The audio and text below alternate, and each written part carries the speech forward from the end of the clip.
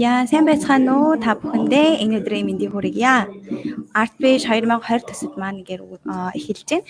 Өнөөдрийн 7 дахь дугаараар өнөөдөр 2020 оны 14 сарын 7-ны өдөр шүү дээ. Тэгэхээр өнөөдрийн дугаараар хэн өргөцсөн бэ гэхээр physical therapy буюу хөдөлгөөн засалч мөн FIBA-д мэдээж мэргэжлийн хөдөлгөөн засалчаар ажиллаж байгаа тийм найз маань өргөцсөн байна. Тэгэхээр урилгын маань хүлээж авсанд их баярлалаа. Мэдээж манайг дэмжигч байгууллага Бүгд найрамдах Солонгос улсын Cultural Partnership Initiative байгууллага байгаа. Та бүхэндээ амралтын өдрийн мэндийг дахиад хүргье. Сайн байцгаана уу? Сайн байна уу? Амралтын өдрийн мэндийг. Сайн байна уу? Сайн байцгаана уу? Амине цаанаас мэдчилж байна. За яг одоо 393 холбоо маань болохоор шинэ ордонтой болсон байгаа. UB Balance-ийн уяасан юм дотроос мэдчилж байна. Тэгээ яг одоо болохоор тэмцээн явагдаж байна л та нөгөө банк хоорондын тэмцээн. Тэгээ тамирчид маш өрсөлдөөнтэй бас ширүүн өрсөлдөөн болж байна. Маш сайхан тоглож байна. Ажлаа хийгээл явж байгаа юм шүү дээ, тий? Ажлаа хийгээл явж байна. Ажлаа хийгээл гараад ирсэн шүү дээ. Зөв.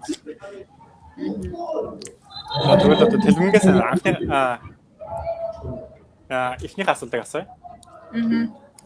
Монголын анхны нэг мэргэжлийн одоо хөдөлгөөн засалч маань одоо хөл бөмбөг бишээ. Сагсан бөмбөгийн спортод хэрхэн хөл тавьсан бэ? Сагсан бөмбөгтэй холбогдсон бэ гэж. За намайг Тэлмэн гэдэг Аргагийн шилхууны үндэсний их сургуулийн хөдөлгөөн засалчаар төгссөн. Тэгээд одоо болохоор 393 үндэсний гишээ багийн хөдөлгөөн засалчаар ажиллаж байгаа. FIBA-ийн бол биш. Нөгөө үндэсний гишээ багийн хөдөлгөөн засалч мэргэжлэр яг ажиллаад явж байгаа. Анхны тохиолдол над дээр гарч байна. Анхных гэдэг утгаараа маш гоё шүү дээ. Тэгэхээр би бол найзаар их бахархаж байгаа. Анхны хөдөлгөөн засалч гэдэг утгаар нь яг нөгөө айгүй маш олон хөдөлгөөн засалч нар байгаа л да. Монгол улсад маань 400 гаруй хөдөлгөөн засалч нар ажиллаж байгаа. Энэ мэргэжил маань өөрөө 13 жил болж байгаа. Ерөнхийдөө Монголд орж ирээд тэгээд одоо би юуст тэгээд ажиллаж байна да. Зөв. Мос гоё. Танаас дараагийн асуултыг асууя. Хөдөлгөөн засалч гэдэг мэргэжил нь яг юу юм бэ? Ямар онцлогтой байдаг талаар бас хуваалцаад. Ач холбогдол нь ер нь юу юм бэ? Хөдөлгөөн засалч мэргэжил нөө дэлхийн бие бэлтэр хөдөлгөөн заслын холбоо гэж байдаг. За тэр холбооноос бол тодорхойлсноор манай Монгол улс маань яг дэлхийн бие бэлтэр хөдөлгөөн заслын холбоонд харьяалтаа одоо бүснүүдийн харьяалтаар явдаг шүү дээ. Монгол улс маань хамааралтай явдаг.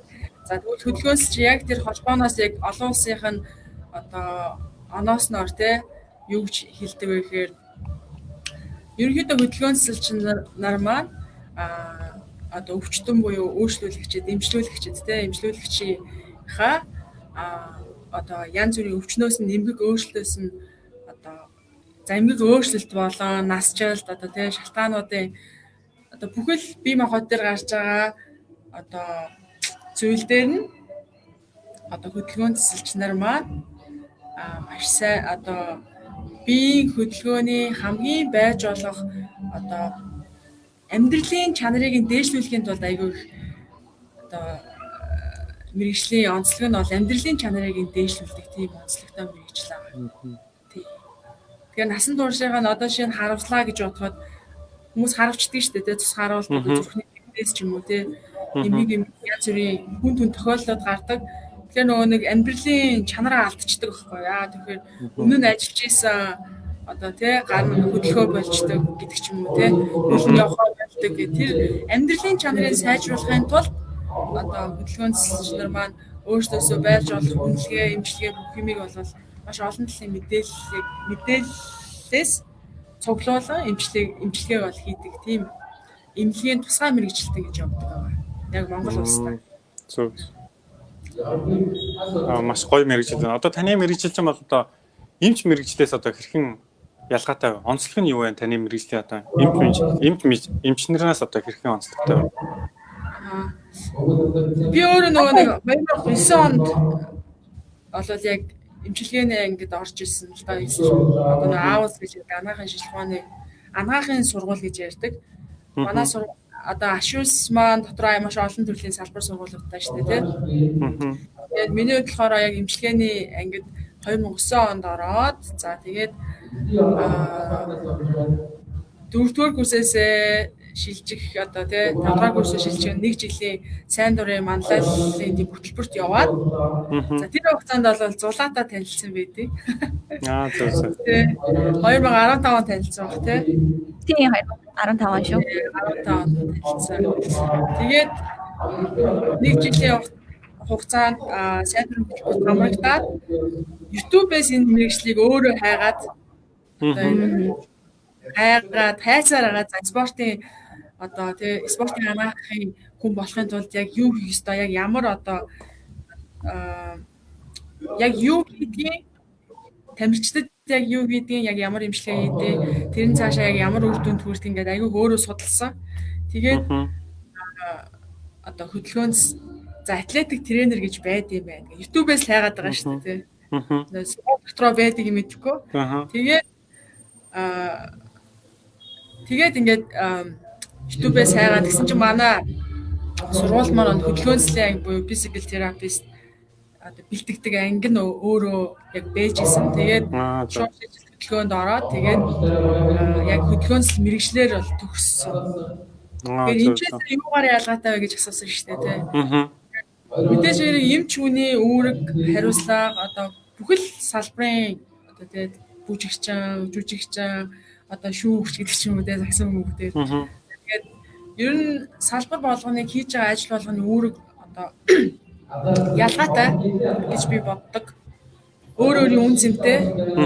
Тэрээс нөгөө нэг эмчнэр ч нөгөө зарим эмчнэр ч юм уу эсвэл зарим одоо гэдэг сувлэгчнэр за би одоо сувлэгч хийж байгаа юм чинь ингээд жоохон ингээд сэтгэл дундуур ч юм уу те мэрэгжилтэй сэтгэл дундуур. Эмч хийж байгаа юм чинь ингээд бас амар одоо мундаг бүр ингээд амар их цантаа болох ч юм уу те. Тийм тохиолдол байдаг шүү дээ амьдрал дээр. Тэгээ нөгөө тийм биш яг мэрэгжил болгон өөр гэсэн онцлогтой тэр өөр гэсэн онцлог дээр өөрийн ач холбогдолтой ялгаатай тийм зүйл байдаг. Хөдөлгөөнсч мэрэгжлийн хувьд одоо юу гэдэг яг Монголын эрүүл мэндийн салбарт бол сэргээн засгийн хэсэгт нь бол ажилдаг. Ер нь бол дандаа багаар ажиллах тийм чухал. Мэдээж эмч багаар ажиллана. За эмчээс гарсан онцлогоо тавигдлаа гэж бодоход зөндөө олон одоо физик эмчилгээнүүд хийгдэж шүү дээ. Ганцхан хөдөлгөөнсөл эмчилгээгээр бас үр дүн сайн болж үзэхгүй. Тийм учраас багийн ажиллагааны одоо нэг хэсэг нь л гэсэн үг. Хөдөлгөөнсөл мэргэжил маань тэнцэнэ үнэлгээг нь хийдэг. За тухайн эмчлүүлэгчийн үнэлгээг хийгээд за эмчилгээгийн тодорхойлоод яг гардаж одоо хийдэг гэхүү дээ. Одоо эмч болоод онцлогоо тавилаа, эмчилгээ бичиж өглөө. Тэгээд нөгөө нэг хянаарай гэж хэлдэг шүү дээ, тий. Хөдөлгөөнсч маань яг нүдэрээ байн харж явах хэвээр. За тэгээд бүх амьдралынхаа одоо юм мэдээж амьдралын чанарыг дээшлүүлэх туслах зорилготой учраас яг тэр зорилгынхоо дагуу л ажиллаа явдаг. Одоо тэгвэл одоо яг одоо үзэж байгаа хүмүүстээ яг амархан аргаар ингээд тайлбарлая гэдэг. Одоо яг та одоо яг юу гэдэг вэ? Одоо ингээд тайпинг гэдэг юм уу эсвэл яг хүний алхаж байгаа болохоор баруун хөл чинь хитрхи хүнд алхаж байгаа, зөв хөл чинь хитрхи хөнгө алхаж байгаа юм уу? Тэр баланс нь ингээд зохицуулт юм уу? Эсвэл яг юу гэдэг юм бэ та? За яг одоо миний бол би спорт дээр ажиллаж байгаа шүү дээ, тий. Спорт дээр ажиллаж байгаа учраас бусад хөдөлгөөнсөрчнөөс бол ондоо арай. Зөв. Тий. Явгаараа ялгаатай гэх мэдээж тэд нар бол клиникийн салбарт ажиллаж байгаа, эмнэлгийн процессд ажиллаж байгаа хүмүүс. Тэ? Миний болохоор заална тамирчдын бүх одоо бэлтгэлийн явц эхлэлгээс ахуулаад бэлтгэлийн явц тэмцээний үе гэх мэтчлэн бүх процесс донд байдаг. Яг юу хийдэг вэ гэж асуулаа штэ тий. Тейпингийн чинь сонголтын дасгалын чинь зөв. Тэр одоо бэртлээс урьдчилан сэргийлээд яг тамирчин одоо тоглолтод бүрэн оруулахад 100% фокусдаг. зөв. Одоо бүх тамирчтай макс төвшин дээр нь л авчихсан тул та одоо Тэр тамирчин тамирчтай бэлдсэн гэсэн үг тийм. Тийм. Дасгалжуулагч нар мэдээж бага бэлдэж байгаа тий. Дасгалжуулагч нарын багт орж байгаа юм л да. Бид нэр албаны өмнө байдлаар тэгэнгүүт нөгөө нь яг одоо тэр нөгөө нэг зорилгынхоо бид нар яг алтан медалийн төлөө алтан медаль авахыг хүсэж байгаа шүү дээ тамирчин учраас. Яг алтан медаль авахын тулд одоо бүх эрсдэлд хүрэхгүй тулд тэр эрсдлийг багасгахын тулд ажилладаг. Эрсдлээр одоо хэмтэлтэй би сэтгэл санаагаар унах гэдэг янз бүрийн юмуд байдаг шүү дээ. Ажиллана. Дараагийн асуултыг холбогдох зүйл энэ л та. Юу вэ гэхээр найз нь дараа нь ямар асуулт вэ гэвэл мэдээж FIBA буюу Federation International Basketball Association гэж байгаа тийм. Тэгэхээр тэр байгууллагатай хэрхэн холбогдож одоо яагаад тэр газар ажиллаж байгаа вэ? Сүүлийн үед юун дээр ажиллаж байна вэ? Тэгээ мөн энэ ажил орсноос хойш багийн ямар амжилт ахиц байна гэж харж байгаа вэ? Ер нь яагаад энэ мэргэжил спортынханд, бүжгийнхэнд, урлагийнханд хэрэгтэй гэж бодож байгаа вэ? За яста маш гоё бас хүнд асуулт байна. Ямар ч байсан хүнд гэдэг нь болохоор тийм бодон штэ тий. Ямар ч байсан нөгөө танаа энэ төсөлд хамрагдах болсон даа маш баяртай байгаа. Ингээ энэ талаар ярих амар баяртай байгаа. Тэгээд тооёрч бас амар баярлалаа. Баярлалаа. Танд ч гэсэндээ баярлалаа хүрсэнд. Баярлалаа. Хүрээд очт юм уу гэдэг. Өөл хүрээд ирээ гэж. Тэг хүрээд ирээ. За би нөгөө юу авчирсан PPT авчирсан байгаа зулаа. За.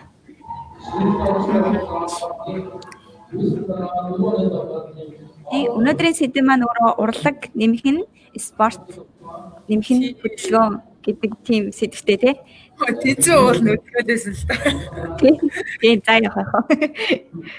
За урлаг спорт хөдөлгөөн гэдэг. За дараагийн чагааны уралж байгаа тийм. За альтрооны нөгөө нэг яг юу заадаг вэ, юу хийдэг вэ гэж асууж ирсэн шүү дээ тий. Баяраа. Тэр дээр болохоор одоо яг энэ зурган дээр бол дасгал зааж илээ л да хүмүүст.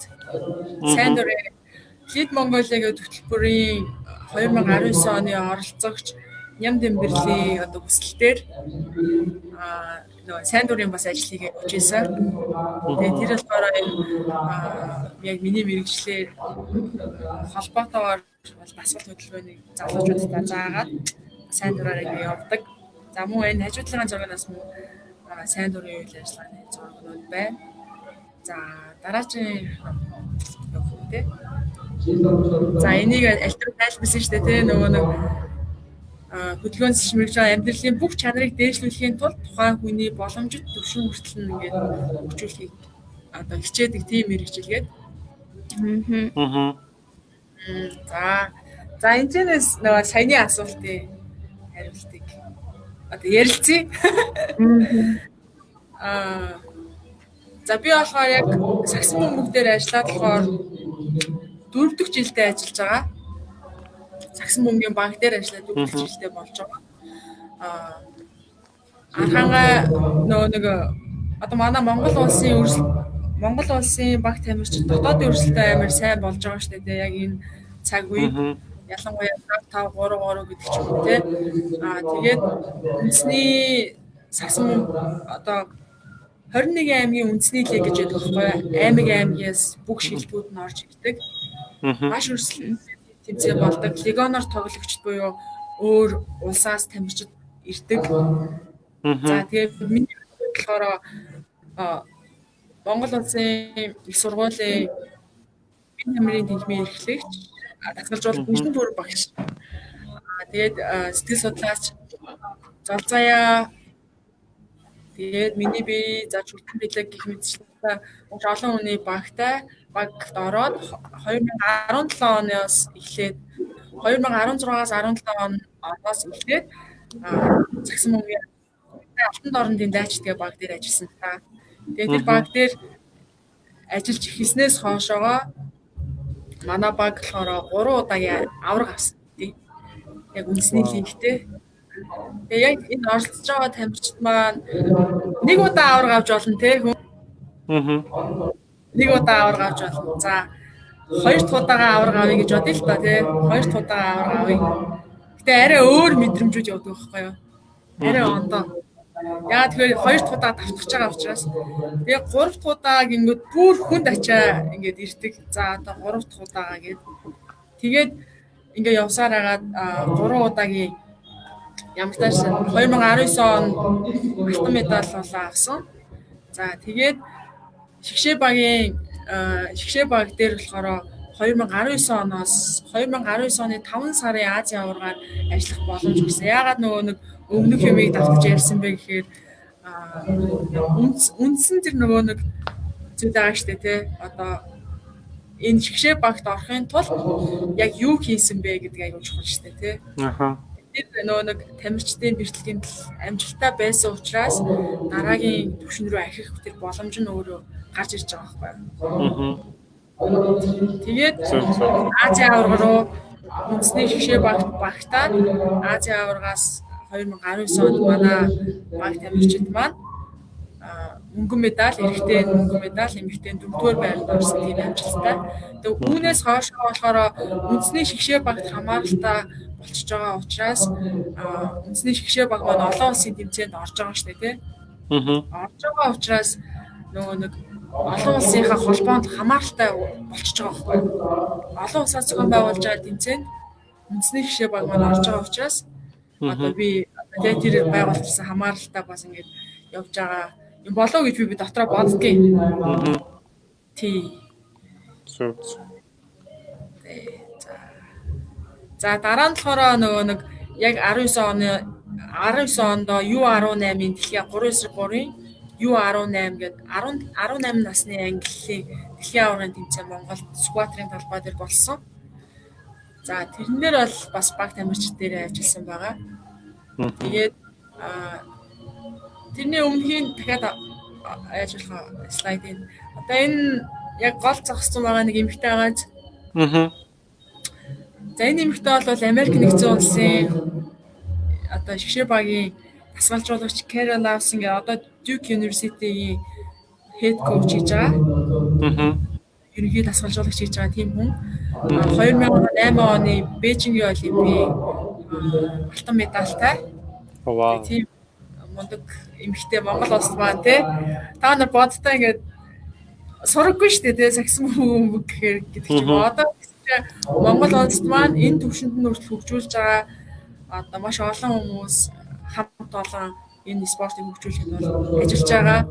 Маш олон салбар шүү дээ тий. Ганцхан дасгалжуулагч, ганцхан одоо тамирчид гэдэг биш бүх одоо хүмүүс байж энэ зүйл бүтэж байгаа. Ингээд үдээрээ харж явж байгаа амар баяртай байна л да. Тий. За энэ болохоор маш гоё түүхэн зураг болсон. Энэ 2020 онд. Уул нь ковид гарсан байгаа шүү дээ тий. Ковид гарсан амар хэцүү. Тэмцээн уралдаан байхгүй тамирчид маань тэгээ бэлтгэлээ хийгээл ингээл явж байгаа. Энэ болохоор яг FIBA-гаас зохион байгуулагдсан U17 буюу 17 насны ангиллын skill challenge-ийн буюу ур чадварын тэмцээн болсон. Тэгээ манай баг одоо урьдчилсан хэсэг гэж ярьж байгаа байхгүй юу? Бүр одоо ингэ тестэнд орж байгаа гэсэн. Урьдчилсан хэсэг. Тэгээсээ шалгараад үндсэн хэсэгт ороод үндсэн хэсгийн зонд хуваагдаад одоо гэж ярьдэн шүү дээ тий.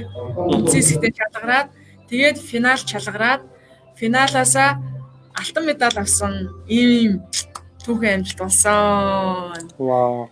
Тэгээд энд бол яг FIBA-гийн яг энэ тэмцээнийг нөгөө албан ёсоор нөгөө FIBA-га supervisor гэж төлөөлөгч байх ёстой гэж үзээд маш олон стандартыг тавьдаг олон улсаас. За тэрний манай Монгол талаас бол төгс жаргал гэдэг ах маань болсон.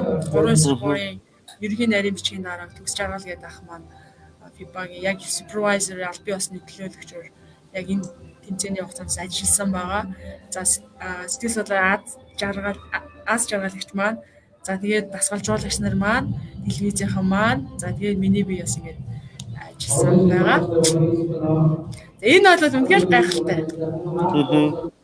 Маш гоё. гоё мэдээ. тий бүр ингээд энэ чинь бас багийн ажиллагаа яваад байгаа байхгүй тий. Дотор нь мэдээж тамирчид байна, сэтгэл судлаач байна. Бүх төрлийн ингээд баг хамт олон ажиллаж түүний ард амжилт гарч ирж байгаа тий. Тэгээс ганцхан тамирчин байгаад ганцхан уран бүтээлч байлаа гэдээ амжилтанд хүрэхэд аюу хэцүү гэж одоо бол хэлж болно тийм ээ. тийм ер нь бол нэг хүний цаана гэсэн гэр бүл амар чухал шүү дээ тий. Одоо хоёрын ард гэр бүл ч байгаа шүү дээ тий. Тэгээ миний арчсан гэр бүл маань ингээ байгаа. Тэгээд яг 50 ингээд юм одоо ажил руугаа төвлөрөх юм уу энэ хугацаанд яг артал болж байгаа тэр хүмүүс үнэхээр чухал. Тэгээ та нар гэр бүлдээс баярлалаа гэж хэлэх хэрэгтэй шүү. Баярлалаа. Баярлалаа. Гэр бүлийнхээ хүмүүст гэдэг. Дараагийн асуулт гараа тий. Энэ нөө юу байлаа тий. Гимтлийн талаар асуусан тий. Одоо бэлтгэм бол арай орцог байна. тань одоо дараагийн асуултыг асууя. Одоо урлагийн салбарыг та хэрхэн харж байна одоо? Одоо таны талаас бол урлагийн салбар. Урлагийн салбар уу? За. Би гэж боддог байхгүй юу? Спорт урлаг хоёр ингээд нэг цол гэж боддог байхгүй юу? Яагаад ч миний өөрийн бодол шүү дээ тий. Яагаад цул надад яг тийм цул нэг одоо нэг хүний тал нь одоо спорт байлаа гэж бодоход нэг нь урлаг гэдэг ингээд таллаад хуваая л та. Тэг хүний биеийг тэгээд ингээд нийлэнгүүд амар гоё цогц ингээд болж идэг.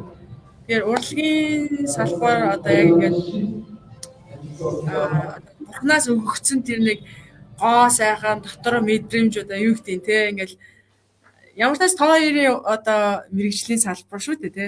Тэгээ надаа яг юу гэж мэдрэгдэв вэ гэхээр нэг тийм үгээр хэлхийн аргагүй юм л да. Тэгээ ямар ч тач тийм хамгийн аз жаргал гэж би одоо хэлнэ. Вау. Тэгээд та нарын бэлдэж байгаа эсвэл ингээд ямар нэгэн дуу дуулахад хүртэл гэдэг штэ. Дуу дуулахад хин нэгэн зориулж дуулдаг штэ тий. Хин нэгэн байхгүй бол тэр дууны үнцэнд гарахгүй штэ тий. Тийм болохоор энэ зүйл маань юу вэ гэхээр урлаг гэхээр надад юу гэж боддог вэ гэхээр ерөөсөө л аз жаргалтай амар happy тийм мэдрэмж өгдөг. Тэр түүнээс дагаад бас нэг асуулт гарч ирж байна л да. Ямар асуулт вэ гэхээр мэдээж урлагийн салбар ялангуяа мэрэгжлийн бүжигчдийн хувьд мэрэгжлийн хөдөлгөөн засалж хэрэгтэй юу асуулт гарч ирж байгаа байхгүй юу? Энэ тал дээр юу гэж бодож байна? Монголын нэгдсэн тал мэрэгжлийн хөдөлгөөн бүжигчдийн хөдөлгөөн засалж гэж одоогоор байхгүй байгаа гэж би бодож байгаа. Тэрэн дээр миний найзаас байр суурь илэрхийлээч залуу хүний хувьд хэрхэн хүлээг авч байна? Маш их бэртэл гардаг шүү дээ мэрэгжлийн бүжигчдийн хувьд бол. Харин нэг удаа нөгөө нэг надад тохиолж исэн кейсээс л ярил л да туршлагаас. Яг сэтгэл би нөгөө нэг хэрэглээний сэтгэл судлалын хүрээлэнгийн сэтгэл судлаач нартай хамтарч ажилладаг байхгүй юу? За тэгээд сэтгэл судлаач нар сэтгэл зүйч нар маань ингээ хамтдаа бид нар Moon Dance гэдэг баг дээр. Гэтэ Moon Dance байлуу ямар ч тааш стандарт бүжгийн баг тэгээд дэлхийн аврагт явах одоо бэлтжижсэн тийм баг дээр очсон байхгүй юу? Тэгээд очоод тэгээ бүх юм нь стандартын дагуу бэлтгэлээ хийж байгаа гэд хэлчихсэн. Тэгээд очоод яг ороо суугаал. Тэгээд суугаад яг тэд нэр одоо бүжигчд маань ингээд бэлтгэлээ гээл хөгжмөн яваал аюу гоё мэдрэмжүүд төрж байгаа байхгүй юу? Байна уу? Сонсож тань. Сонсож байгаа тий.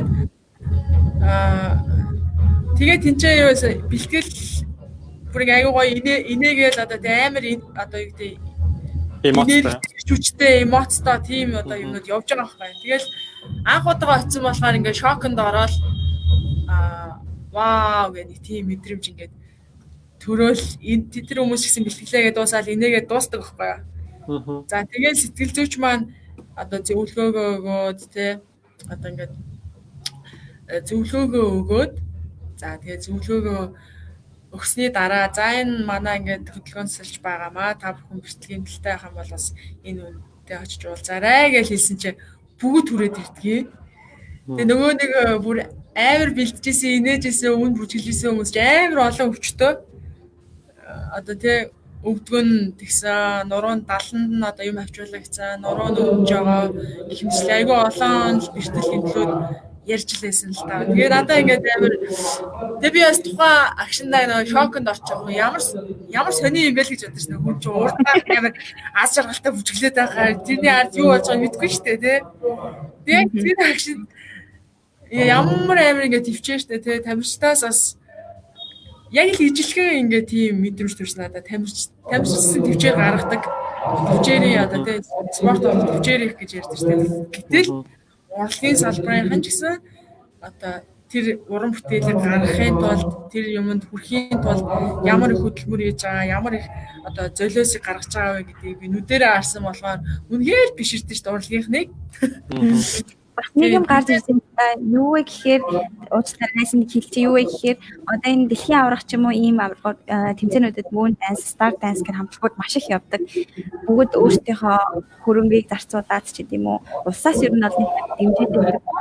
Тэгэхээр тэднэрт болохоор тийм хамтарч дааж явдаг сэтгэл зүйч гэж байхгүй, хоёрдугаарт хөдөлгөөн засалч гэж байхгүй байгаа байхгүй. Бас ямар жишээ байваа гэхээр миний найз одоо манай инхтүр гэж залуу байгаа. Тэр залуу дэлхийн аврагт явж байгаа. Тэмцээн дээрээ хүлэн хугарсан гэж байгаа байхгүй юу? Яагаад хугарсан гэсэн чинь бүжиглэхийн өмнө ихтэй. Тэгээд бүжиглэхээс өөр аргагүй бол тайзан дээр гарахтаа. Тэгээд тайзан дээр нэг юм цацаал гараал дуусаад орж ирээл шууд орилсон гэж байгаа байхгүй юу? Гэсэн чинь хөлн хугарсан. Тэр бүр үнэхээр амар. Тийм шагаад. Тэгэхээр тэрэн дээр бас юу гэж бодож байна. Урлагийн бүжигэнд бол маш хэрэгтэй зүйл гэж бодож байгаа юм. Гэтэ манай нөгөө нэг салбарчаа өөрөө одоо яг мэрэгчл орж ирээд тэгэж 13 жил болж байгаа гэж ярьсан шүү дээ. 14 жил 13 жил хагастай болж байгаа. Тэгэхээр нөгөө нэг ямар нэгэн зүйлч хөгжихийн тулд аягүй их хугацаа шаарддаг юм байна л да. Одоо бүхэл талын тий. Тэгэхээр нөгөө нэг бодлогын түвшинд нь шийдэх юм бол тэр өөрөө амар одоо тий төрөөс бодлогын түвшинд шийдэх юм бол окей бас зөв хөгжөөд явах чухал суурь болох байхгүй юу. Тийм болохоор илүү энийг харж байгаа хүмүүс нь тий одоо заавал ер нь бол хэрэгтэй яагаад мэрэгжлийн ялангуяа урлагийн салбар ч гэсэн миний бодлоор бол хөдөлгөөн засагчнаар одоо тий хэрэгтэй гэж боддог байгаасаа гэж хүсдэг. Спортын салбар дээрсэн ганцхан одоо сакс мөнгөтэй л байгаа. Мэдээж шуудагийн жишээ баг дээр Японы одоо тий терапевт бол ажиллаж байгаа. Гэхдээ тэрнээс олон төрлийн одоо спортын төрлүүд байгаа. Маш олон хүмүүс тамирчид баг тамирчид байгаа. Тэр болгон дээр хүрч ингэж ажиллах нь аюу чухал. Тийм болохоор боловсон хүчин тий тэгээд мэрэгжилдээ мэрэгших нь маш чухал. Бид нар бол бие одоо тий хөгжгөөл ингээ хичээгээл яваад байгаа залуучууд байгаа байхгүй юу. Мессежээ хөгжгөөл өмнө нь бол намайг бариачаа гэж тэгдэг л байлаа шүү дээ. Хөдөлгөөнс ч мэрэгжлийг ойлгохгүй. Тэгээд за би ч одоо бариач биш шүү дээ гэж ингээ явдаг тий. Тэгээд дахиад тэр чинь дахиад бариачаа гэж дуудана. Юу гэдэг тий. Мэдээж бариач гэдэг хүн бол одоо юу гэдэг Монгол уламжлалт хангах ухааны талдаа ороод явна шүү дээ тий. Тэрийг өгүүлгээгүй. Гэхдээ энэ мэрэгчлийг өөрөө таньж мэдэх одоо ойлголтын түвшин одоо спортынханд бол окей. Ер нь бол олон улсад гарч байгаа тамирчид өөр улсын тамирчид бол бүр нэг хүнтэй явдаг байхгүй юу? Нэг тамирчин нэг хүнтэй. Тэ та нар сонсч лээсэн баха. Гэтэл ингээд хүрэлцэн амар муу байна гэдэг чинь өөрөө хүний нөөц амар чухал. Боловсон одоо мэрэгчлэлтэн бэлтгэх бас боловсролын тэр бодлогын юм бас хөгжөө илүү хөгжүүлээд илүү гоё болох байхаа л гэж би боддیں۔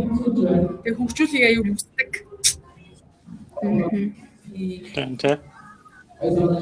Одоо яг манайтай хамтдаа яг хөдөлгөөнс мэрэгчлэр төгссөн хоёр хүүхэд одоо ажиллагаа нэг нь бол ажиллаад эхэлсэн. Булган тамир гээд бас хөдөлгөөнсөж байгаа. Нэг нь одоо 4-р курсын гэх мэтчлээ. Баатар зөв ингээ хүү байгаа. Эрэхтэй залуу байгаа. Тийм. Уртаас жижигээр үйлдэл хийгээл тэрийгэ таниулаад бас ингээ явах нь бол залуучууд бол маш олон зүйлийг шийдэх боломжтой. За тэгвэл танаас дараагийн асуулт асууя. Одоо спорт сонирхогчдод зүгээр нэг чөлөө цагаа зөв боловсон өнгөрүүлж байгаа тийм спортоор хичээлдэг тийм залуучууд хандаа одоо ямар хөдөлгөөн хийвэл одоо бэртлээс сэргийлэх вэ? ямар бэрхшээл ер нь хамгийн амархан тусдаг вэ хүмүүс. Одоо тэрний талаас нь жоохон зөвлөгөө өгөөч. За тэрэн дээр болохоор хоёр зүйлийг ярив те. Энэ болохоор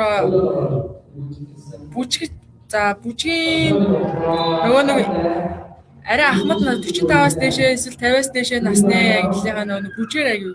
Хичээлдэг тий. Одоо ингэ нэг нийтийн бүжгээр тий.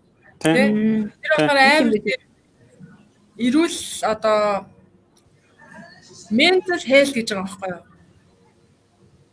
Тэ одоо яг ухаан санаа одоо юу гэдэг те ухамсарын тэр одоо зүйлд нь бол тэр бүжгийн төрөл өөрөө танаа одоо урлагийн салбарын тэр төрөл маань эрүүл мэндэд ялангуяа хөгшин настай яг тийм тэтгэврт гарцсан ингээд жоохон амьдралын идэвхэнд буурчдаг шүү дээ. Яг тэр акшнд нь идэвхтэй болгож тэр хүнийг амьдралын идэвхтэй болгож идэг амар том ач холбогдолтой зүйл юм байна гэдгийг уншиж судлаа. Бас хаана мэдэрсэн бэ гэхээр 2018 он Тайван руу нэг явах боломж олдоод. Тэгээ Тайван болохоор тэнцээ зүгээр айгүй халуун орон учраас метроны гадаа маш олон одоо хүмүүс одоо хөгжмөө тавиал тэгээл хөдөлгөөн хийгээл тэгээ нөгөө нэг тэр би хөдөлгөөн тэр нэг хүч авах тэр ирчүүчэд юу чи ямар ч тач тэр зүйлээ тэгээд авчдаг юм лээ. Тэрнийг одоо юу гэж ярьж байгаа гэхээр нийтийн эрүүл мэндийг дэмжиж байгаа байхгүй юу? Өөрөөсөө нэг амар бодлогын төвшин гээд байгаа биш. Зүгээр өөртөө найзуудаараа эсвэл одоо тий юу гэдэг ямар таашсан тэгж нөгөө нэг авч хэрэгжүүлж одоо бид нэр өөрсдөө ч гэсэн амар happy амьдрах тийм зүйлд орох боломжтой бас зүйл байгаа байхгүй юу? Тэгээ одоо харьцангуй хүмүүс эрүүл мэндэд анхаардаг болсон байгаа. За тэгээд нөгөө энгийн тамирчид гээд эсвэл нөө сонирхогч хүмүүс гэсэн шүү дээ тий. Ер нь бичлэгийн авахгүй байх хамгийн чухал одоо зүйл бол сонголтын тусгал бие даалгалтын тусгал маш чухал. Ядаж та тэгээ нэг үзэж байгаа хүн одоо хүмүүс одоо тий одоо жоохон хөвтөлөө ингээ хүмүүс ер нь бол зааланд ороод спортоор хичээл хийж байгаа ямар ч төрлийн хүмүүс одоо бие даалгалтын тусгалыг 10-аас 15 минут хийвэл маш зохион. 10-аас 15 минут. Үений одоо бүх үеинүүдэд халаах хэрэгтэй. Эрсдлээс урьдчилан сэргийж та өөрөө аз жаргалтай тий одоо юу гэдэг одоо заалаа аваад дуусгаад бэртгүү гарах нь чухал шүү дээ. Тийм болохоор ач холбогдлыг ойлгох нь амар. Дасгалынхаа ач холбогдлыг ойлгохгүй юу сэтгэл өөрлөөрөө хандаал тоглоёгээд ороод одоо өнгөрсөн тохиолдолч байдаг байхгүй юу? Янз бүрийн одоо тий насны хүмүүс шүү дээ тий. Ялангуяа нөгөө юу гэдэг энэ нөгөө нэг янз бүрийн хэцүү тохиолдлууд айгүй их л байна л да. Тэгэхээр нөгөө нэг тэрнээс урьдчилан сэргийлэхийн тулд та өөрөө энэ ач холбогдлыг амар сайн ойлгох хэрэгтэй. Би хэлмээрээ. Тэгэхээр хамгийн их анхаарах хэрэгтэй зүйл болохоор ерөөсөө бие даалгалтын дасгалыг сайн хийх хэрэгтэй, 10-аас 15 минут хийх хэрэгтэй гэдгийг бас хэлж өглөө тийм ээ. Тий, тэгээ бие даалгалтын дасгалдаа юу орох вэ гэхээр сонголтын дасгал орж болно, хөнгөн шогшиж болно тий. Тэгээд бүхэл үеинүүдээ ер нь халаах нь маш чухал. Байгаад л да юу гэхээр эцсийн татвар юунд тустай юм бэ? Би энэ фактор гэдэг юунд тустай юм бэ гэдгийг тэр болгон мэддэг юм шиг санагдаад байдаг байхгүй юу? Зөвхөн хийх ёстой гэдгийг нь бол мэддэг. Яагаад юунд зориулагдсан, юунд сайн бэ гэдэг нь байж магадгүй санагдаад байдаг байхгүй юу? Тэр тал дээр зөвлөж. За тэрэн дээр болохоор одоо нөгөө нэг манай Монголд хоёр болохоор Солонгост байгаа шүү дээ тий. Солонгост байгаа. Монголд болохоор наачаа бас нөгөө нэг хөл өрөө тогтоож тогтооцсон тийм байгаа л гэх тий. Ямар ч шил хаацсан байгаа шүү дээ. Тэгээ энэ хугацаанд одоо жимээр хичээлдэг гэж ярьдаг шүү дээ тий. Жимээр фитнесээр хичээлдэг хүмүүс. Мэдээж яриг жимийн багш нар нь зөвлөж байгаа одоо фитнест явж байгаа хүмүүс нь ер нь багш нар нь бол сайн зөвлөж байгаа гэж бодож байгаа байхгүй. Тэгэхээр ерөнхийдөө ард иргэд маань юу гэж ойлгох вэ гэхээр одоо хүний биеийн ерөнхий тэнцвэрийг хадгалж идэг зүйл маань өөрөө ингээд хүний биеийн нуруу байгаа байхгүй юу? Ерөнхий тэнцвэрийг хадгалж идэг. Нуруу айгүй хөвддөг шүү дээ тийм хүмүүсийн ялангуяа үйлдвэрийн ажилдаа эсвэл одоо юу гэдэг одоо ер нь л их нуруу өвдөг шалтгаанууд маш олон төрлөөр гарч ирдэг шүү дээ. Одоо хөгш настай хүмүүс бол ингээд талтарч унах ч юм уу те эвгүү дараад унах янз бүрийн л тийм шалтгаанууд байдаг. Гэтэл ингээд өмнө нь дасгал хийхгүй байж байгаа дасгал хийгүүд бас нуруу өвддөг гэдэг ч юм уу ингээд янз бүрийн шалтгаанууд байна. Тэгээд хамгийн чухал зүйл нь өөрөө сайжруулаа гидсний таталтын үн чухал гэж асуулаа шүү дээ. Тэр гидсний хэрэглийн булчин маань өөрөө нуруунд ачаал өгөх одоо ачааллыг багасгаж идэг. Тэнцвэржүүлж идэг гэсэн байгаа байхгүй. Тэнгүүд планк өөрөө одоо тий гараараа ингэж бариад планк хийж ийна гэдэг маань өөрөө бүх биеийн ерөнхий тэнцвэрийг хадгалж идэг.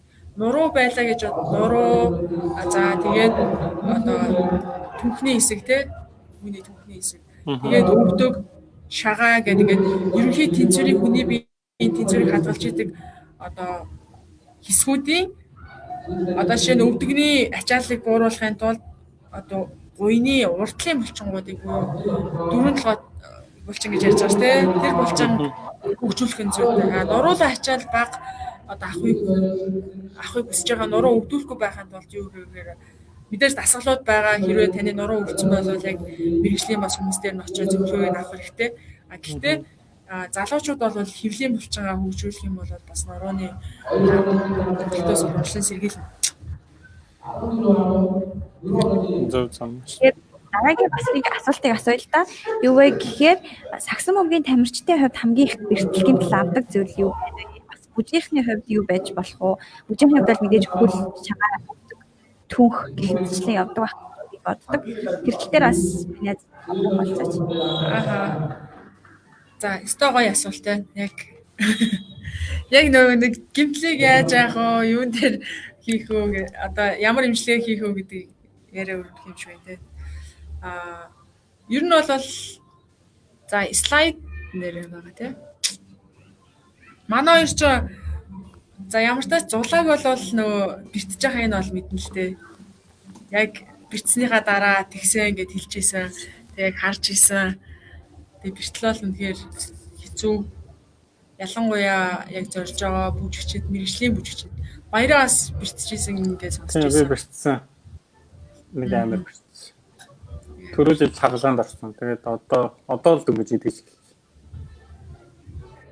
Юугаа гамаа барил гам нь одоо л дуусах шатруугаар орол. Одоо дахиад нэг хагас жил гамчих юм бол тэгэл ерөнхийдөө 100% идэх чинь л гэж найдаж. Одоо энгийн амьдралын хөдөлгөөнд бол ямар ч одоо асуудалгүй. Гүүж мүүж болно те. Одоо л гүүж хариж марж ямар ч асуудал байхгүй. Хамгийн гол нь яг тайзан дээр гараад 100 бүжиглэх үү гэхээр яг одоо яг үнийг хэлээд яг айц бол байгаа. Яг бусаад энэ капитал маань сэтэрчгүй гэсэн тийм айцтай юм байна. Тэгээд тайзан дээр яг 100% хийх үү гэдэг одоо л яг 100% бол хийж чадахгүй. Тэгээ яг энэ баяр за нэг шагаад бэртэл гимтлээс өмнөх нэг зүйл нэг байгаа байхгүй. Тэрний юу гэхээр за энэ зургаа ингээд байлгачий. Сая баяраа хэллээ шүү дээ. Гамаа ингээд нэг жил байрч байна. Одоо ингээд жил хагастаа орж байгаа. Бүрэн гүйцэд одоо ингээд бэлтгэлтэй одоо юу гэдэг бүжгээ 100% тавилттай гэж ярьдаг те.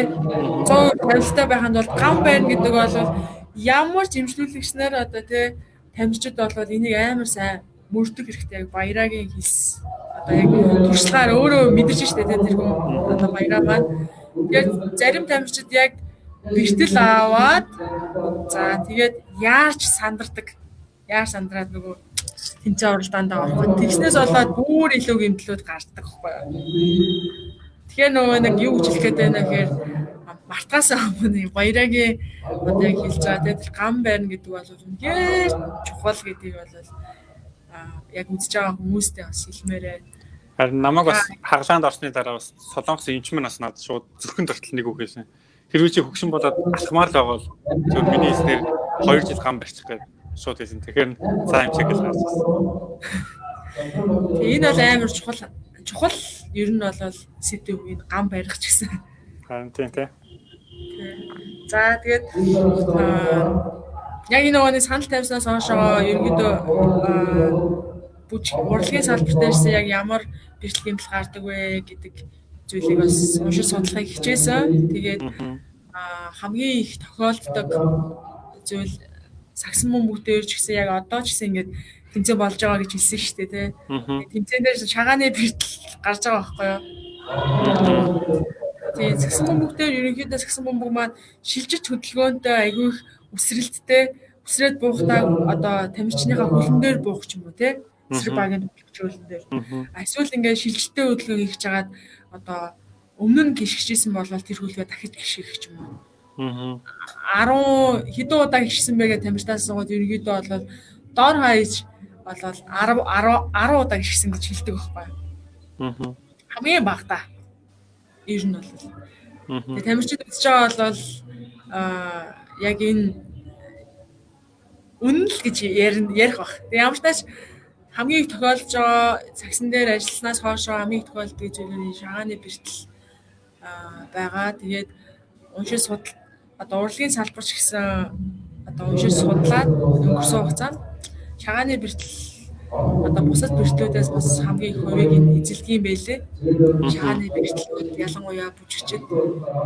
За тэгээд хэрвээ бүжигчд байх юм бол бас хэцүү хөдөлгөөнтэй номер тавьж байгаа бол бас гэмтэл магадлал өндөртэй шүү дээ тий. Тэгээд тийм зүйлүүд бас гардаг юм байлээ. Тэгэхээр шагаан өөрөө хүний биеийн доктортой байдлыг бас хадгалж идэг хамгийн чухал одоо эрхтэй одоо үе шүү дээ тий. Тийм болохоор шагааны гэмтэл бол хамгийн их тохиолддог. За. За энэ зурган дээр бол ингээд бэртцэн байгааг харсан ба шүү дээ. Энэ гаднах бүр гэлөө зүгээр энгийн одоо хэвийн байдалтай шагаа. За тэгээд бэртцэн шагаа. Гимцэцний дараах шагаа гэдэг. Ер нь бол шагаан дээр энэ гадна талын 3 холбоос байгаа байхгүй юу? 3 холбоосны хэрвээ баг бэрт юм бол арай хөнгөн бэртэл нь болоод 3 үе шаттай ерөнхийдөө хамгийн бүр хэцүү одоо байхад бол хагалгаанд орох аюултай тийм зүйл байна. Тэгээ шагаагаар ингээ хазгаа гიშгэж шүү дээ тий. Хазгаа нэг удаа гიშгэхээр хоёр дахь ингээ гიშгэж гээд байдаг гэдэг. Нэг хазгаа гიშгэж гээд байдаг гэдэг. Тэгээд тэр бол үнэн үү тий.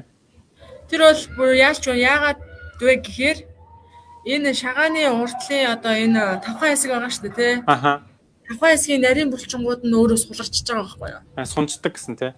Тий. Тэр булчингуудын хүчин сулрангууд давтамжтай гიშгэх магадлал нь айгүй өндөр болчихдог. Зөв. Тийм учраас тэр нарийн булчингуудыг хөгжүүлэх дасгалуудыг хийлэг. Дасгалаар буцааж нэг суларснаар чангалдаг. Тийм хийх ёстой юм байна тэгвэл.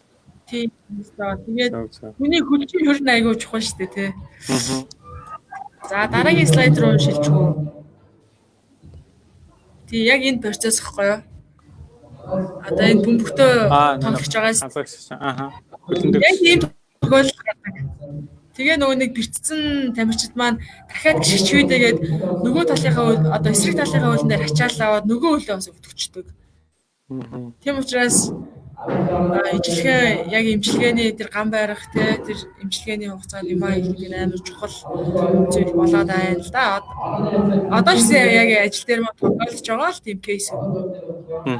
Тэгвэл энэ одоо бүжгийн одоо энэ балетчны үйл шүү дээ тий. Балетчны үлийн яг энэ ч одоо подиумыг ингээд сунгаж шүү дээ тий. Подиум гэж хэлж шүү дээ. Яг энэ яг одоо шагааны уртлын 3 холбоосны одоо холбоос нь аюул сонирхолтой бас болцсон байх магадлал өндөртэй байгаа байхгүй яагаад гэвэл байнгын давтамжтай ийм хөдөлгөөнүүдийг хийж идэг. Одоо ингээд зөксөлт хөдөлгөөнүүд гэж учраас хурууны одоо тэр нөгөө нэг хөлийн хуруунууд бас бэртэх магадлал аюул өндөртэй. Тэгээд дагаад шагаа байгаа байхгүй юу? Тэгэхээр дагаад тэгэнгүүт дээшээгээ шилт болж байгаа шүү дээ тий. Шилт бол ахил болчихж байгаа байхгүй ахилийн шүрмэс.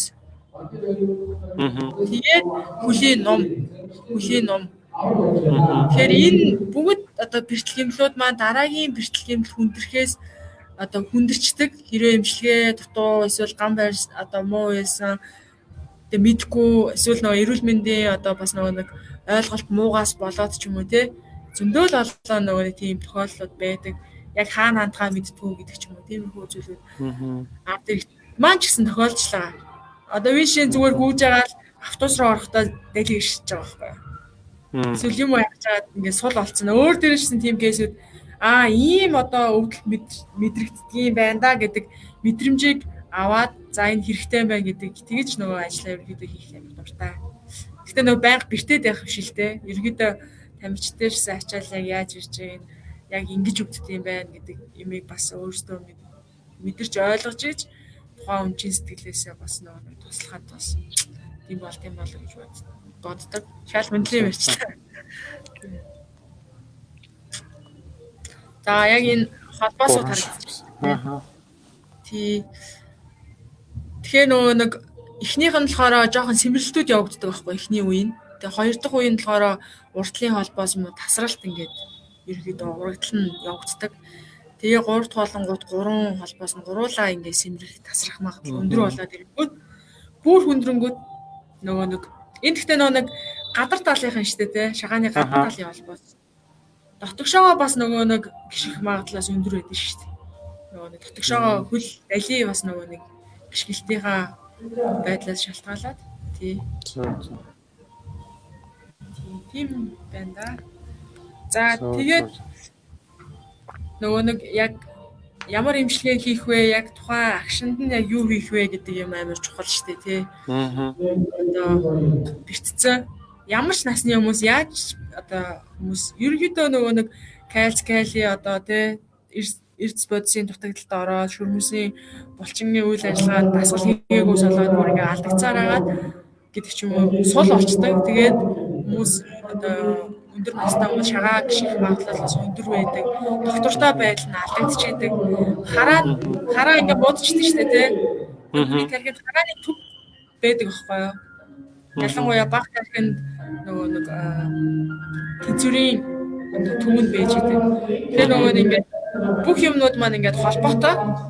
Тэгэхээр яг тухайн акшнд хэрвээ та гэмтгий болвол яг юу хийх вэ гэхээр хамгийн эхлээд бол ямар ч одоо хамарх нь бол маш зөв арга гэж үзэж байгаа байхгүй. Олон улсынхаа имчилгээний тамирчид ч мөрддөг.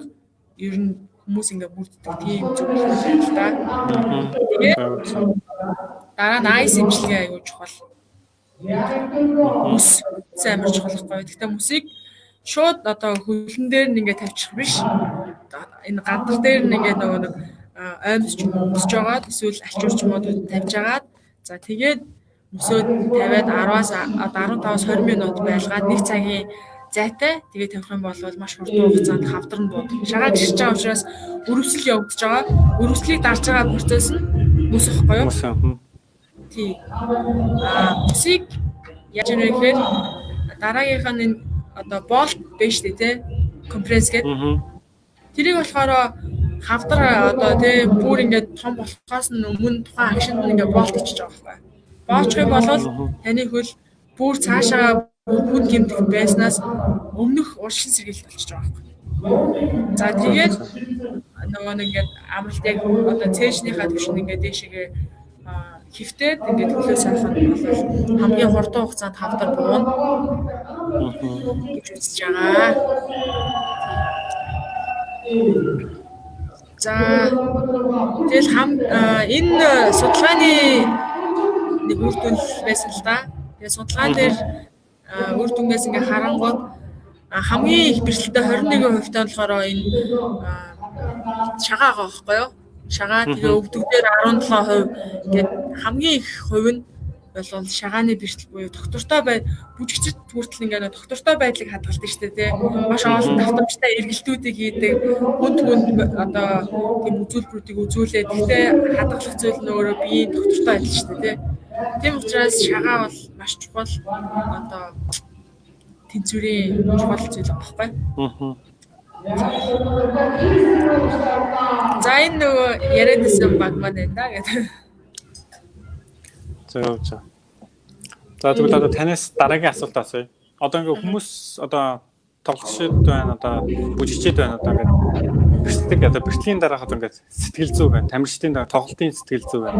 Энэ сэтгэл зүй ер нь тамирчдын сэтгэл зүй, бүжигчдийн сэтгэл зүй ер нь хэрхэн байх ёстой зүйл юм уу, байх ёсгүй зүйл юм уу? Одоо Монголд одоо яг энэ сэтгэл зүгээр дагнсан эмчнэр одоо хэр их байгаа вэ? Одоо тамирчтай бас яг ингэж тулж ажиллаж байгаа эмчнэр бас хэр их байгаа вэ? Энэний талаар та бас. Миний хувьд болохоор би өөрийгөө амар азтай хүн гэж боддог байхгүй юу? Яагаад ч юм амар азтай. Ингээ зөв сайн юм хүн чинь бодоо явахаар дандаа сайн хүмүүстэй таарч учирт юм байна шүү дээ. Тэр юм нэг өөр дээр бас мэдрээд ойлгож явж байгаад амар баяртай байдیں۔ Амьдралын хамгийн чухал бас үнцэнтэй зүйл шүү дээ. Тэгээд ямар ч тач Монгол улс маань болохоор сэтгэл зүйн салбар өөрөө айгүй одоо ирч хүчээ авч хөгжиж байгаа маш олон сэтгэл судлаач нартай хамтарч ажиллах боломж надад тохиолдсоноос би амар баяртай байдаг. Тэгээд миний мэргэжлийн таниулсан хүмүүс маань ч гэсэн өөрөө сэтгэл судлаач, сэтгэл зүйч хүн байдаг. Тэгээд хэрэглээний сэтгэл судлалын хүрээлэнгийн үүсгэн байгаа улагч Монгол улсын их сургуулийн одоо сэтгэл судлалын нийгмийн одоо тий багш Залзаа гэж хүн байгаа. Тий одоо энэ сая зурган дээр байсан шүү дээ. Тэгээ ямар тач энэ хүн маань болохоор яг спортын чиглэлээр бас спортын ангаа яг одоо юу гэдэг яг манай мэргэжлэр шиг спортын ангаах хөгжөөг ер нь бол спортын инженер хүмүүс байдаг. Гэхдээ спортын хөдөлгөөн засалж гэдэг мэргэжил өөрөө одоогоор байхгүй байгаа. Гэхдээ олон улсад бол амар өндөр түвшинд хөгжсөн байгаа шүү дээ. Гадлыг гэж хөгжиж байгаа. Тэнгүүд яг ижил надтай ижилгээ спортын салбар дээр ч гэсэндээ яг шинжлэх ухааныхаа түвшинд ингээд хөгжүүлэхэд хичээгээ явж байгаа тэр сэтгэл судлаач бол Золзаяг гэж сэтгэл судлаач байгаа. Тэгээд хүний ард нь ганцхан тэр хүн биш. Маш олон одоо баг ажилдаг сэтгэл судлаач нар ажилдаг, статистик сэтгэл судлаач нар мэдээж тэр хүн зөвлөгөө өгөхийн тулд багийнхантайгаа ярилцж шít. Шууд ганцаараа одоо тийм мэдрэмжээрээ гэсэн юм байхгүй шүү дээ. Шинжлэх ухааны түвшинд ярьж байгаа учраас судалгаа шинжилгээ тий.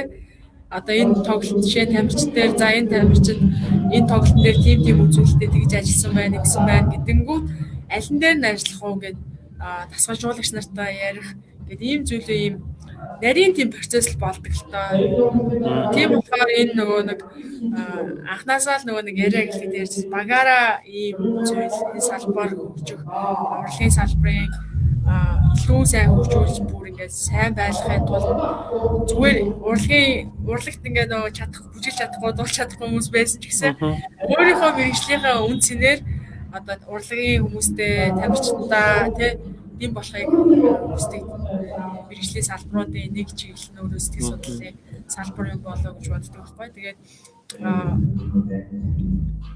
Тэгээд одоо яг энэ 3-3 дээр бол аз жаргал гээд бас сэтгэл судлаач маань байгаа. Хэрэглээд сая Золзая гээд багш маань бас байгаа.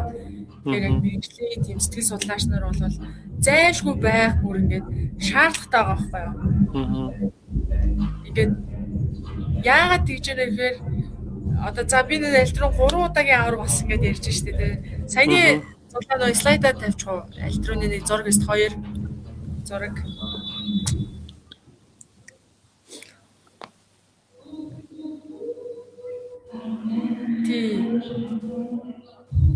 Тийм зураг.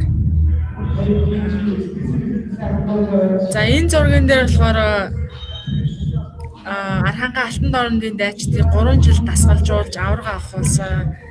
Тэгээ ерөнхий дасгалжуулагч Эрдэнэ бүрэг гэдэг энэ 4 үний нэг нь хар цамц үүссэн. Энэ хажуу талын сууж байгаа хүн маань болохоор альтрээч сэтгэл Золзая гэдэг. Золзаягч та. Тэгээ миний яг хажууд тусч статистик сэтгэл судлаач байна. Статистик сэтгэл чулуун бэлдэг гэдэг. Тэгээд үнэхээр бас тэр статистикийг зөв дүгнэлт зөв одоо тийм амжилтанд хүрэхэд бол бас статистикийн үзүүлэлт бол үнэхээр чухал. Тэгээд бас л ижлэгээ яг надтай ажиллах залуу мэрэгчлэлтэнгүүд. За тэгээд багийн тоглолтын үр дүнд ингээд энэ баг өөрөө 3 удаагийн аварга болохоор маш олон төрлийн баг бэж энэ амжилт үүсэн. Ер нь хамгийн Монголын хамгийн анхны бүрэн гүйцэд одоо тий сэтгэл судлаачтай, туслах дасгалжуулагчтай, ерөнхий дасгалжуулагчтай, статистик сэтгэл судлаачтай, тэгээд одоо эрүүл мэндийн салбарын одоо миний бие орсон ийм баг баггүй юу? байсан. Тэгээ одоо мэрэгчлээ энэ цом ахыг таньж байна тий. Цом ах. Тэ. Цолон баяр ах маань тийм жүжигч. Энэ Архангай алтан дорнодын дайчдын 3 жилд бас дараалж менежер хийж байгаа ийм мундаг бас ах байна.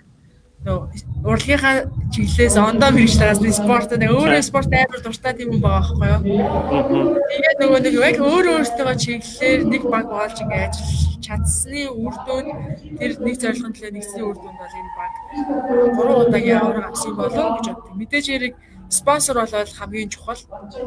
Энэ баг дэмжижсэн спонсорын баг бол үнээр чухал. Тамирчдыг дэмжиж байгаа спонсорын баг хамгийн чухал. Яагаад гэвэл тэр хүний сэтгэл зүг тайван байлгахын тулд бүх юм нь бэлэн гэдэг тэр мэдрэмж өөрөө хамгийн чухал шүү дээ тий. Тэгчээж гүйцэд юмаа тэр тухайн агшид гаргаж идэг.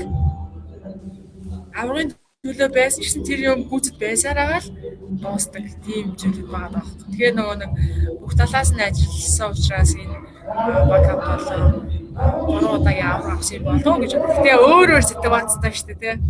Тэгэхээр бүжгийн спортын бүжгийн одоо урлагийн салбарт одоо бүхэл одоо чиглэлийн дагуу хүмүүс хэрэгтэй юм болоо эрүүл мэндийн чиглэлээр сэтгэл судлалын чиглэлээр тийм янз бүр хүнтэй янз бүрийн юм тохиолдож байгаа шүү дээ. Тийм учраас биендээ дэм болж ингэж ажиллах нь бол залуу шинэ мэрэгчлэнүү залуу хүмүүсийн хувьд бол хамгийн чухал тийм болоо гэж би боддیں۔ Тэгэхээр найз нь дахиад нэг юм хэлмээрсэн нэгтлээ юу вэ гэхээр би бас хэлмэнгээ урлагийн салбартай илүү төлхөө бас хамтарч ажилласаа хамгийн анхны бас мэргэжлийн бүжигчдийн хөдөлгөөнд засалч болоосаа гэж бас хүсдэг. Тэгээ бас дахиад нэг асуултыг асуумаас нэгтлээ юу вэ гэхээр яг энэ мэргэжлийн хүмүүс байж болно эсвэл сонирхогчдод байж болно. Тийм үү? Одоо бид нар жишээлбэл бэлтгэл гэмтэлтэй ном хэрэгтэй байна монгол хэл дээр уншмаар байна гэж бодъё. Тэгэд Монголд тийм ном тогтмол байна уу гарсан? Тэр ном тогтмол уу? За миний мэдхийн мэдээж хэрэг нөгөө анагаахын сургуулиуд болохоор анагаахын чиглэлийн номнуудыг бол гаргадаг тий. Оюутан залуучуудтай сурвалж яг өөрсдийнх нь мэргэжлийн чиглэлийн мэдээж гэмтлийн ном гэж байгаа. Одоо боолт хийдэг тепингийн ном гэж байгаа. Гэх мэтчлэн яг тухайн сургууль бурж байгаа оюутан залуучд бол нээлттэй байдлаар байдлаар ном тогтмолууд маань бол эрдэмтэн багш нар те доктор профессорууд маань хэвлээд гаргаж идэг. Яг энгийн ард иргэдэд зориулсан фитнесийн зүгээр анатомийн чиглэлийн дагуу тийм номнууд номын сангуудаар харагддаг. Гэхдээ яг энэ үеийн яг бүр ингээд нэг гоё уншихаар гоё байдаг шүү дээ те. Энгийн шууд ойлгоод энэ юм хэрэгтэй гэдэг ном арай л гараагүй л байл л да. За би ямар ч тийм ном чарж уншаагүй. Тэгвэл тэр номыг бас гаргаасаа гэж хүсэж байна. Тийм. Тэлмэн гаргаарай. Гаргаарай. Тэгээ бид хоёр хамгийн анхны өрсөлдөгч байна. За баярлалаа. Ерөөд Батар шигээ гэж байна шүү дээ. Гарын үсгэж авчихсан. За баярлалаа. Би нэг нэг зүйлэлч юу. Энэ мэрэгжил өөрөө хөдөлгөөнсөж байгаа шүү дээ. Тэгээд хамгийн чухал зүйл юу вэ гэхээр клиникийн салбарт ажиллаж байгаа хөдөлгөөнсөж нар өөр одоо тий за хүүхдээр явж байгаа жирэмсэн үеийн за тэгээд яг зүрхний шигтээсийн дараа харалтын дараах ингээд нурууны гэмтлийн дараах гэмт судлалын ингээд бүх шатны эмнэлгүүдэд хөдөлгөөнсөж нар үнээр мундаг хөдөлгөөнсөж нар байгаа. Тэгээ арт иргэд маань ганцхан одоо нэг хүнээр одоо шинэ би ингээд яриад эхлэнгүүт ганцхан надаар цэцэрч болно шүү дээ тийм учраас маш олон төрлийн тийм одоо мэрэгжлийн төвшин хөдөлгөөнсөж нар байгаа шүү тийм тэгээд тэр хүмүүстээр очиж бас имчилгээ зөвлөгөө бас ингээ аваарэ хэрвээ ямар нэг мэрэгжил тохиолдсон ч юм эсвэл нурууны зөвлөгөө бүх эмнэлгүүдээр одоо 3 дугаар шатлалын 2 дугаар шатлалын эмнэлгүүдээр хувийн эмнэлгүүдээр ч гэсэн байгаа. Тийм зүйлийг бас хэлмээр санагдаад байсан дотор. Мэргэжлийн хүмүүс Тэгээ бас нэг юм бодогдоод одоо юу вэ гэхээр нэгдүгээрт манайханд болохоор мэрэгжлийн одоо тэр хөдөлгөөн засалч нар нэгдүгээрт яг дутмаг юм байна мэрэгжлийн хөдөлгөөн юм байна. Хоёрдугаарт болохоор урдгийн салбар, спорт салбар гэлтгүү энэ салбарууд хоорондоо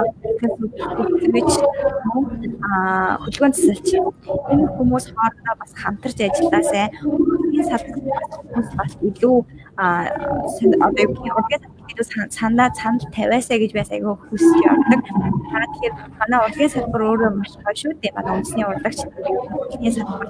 Тэгэхээр яг тэр хүмүүсийг бас илүү амжилттай явуулахад дэлхийд Монголын нэрийг хамгийн их илүү гаргахад мэдээж сэтгэл зүйн айгүй чухал юм байна гэдгийг бас ойлгож байгаа. Тэмцээний одоо тэмцээний дараах тэмцээний өмнөх сэтгэл зүй ямар байдیں۔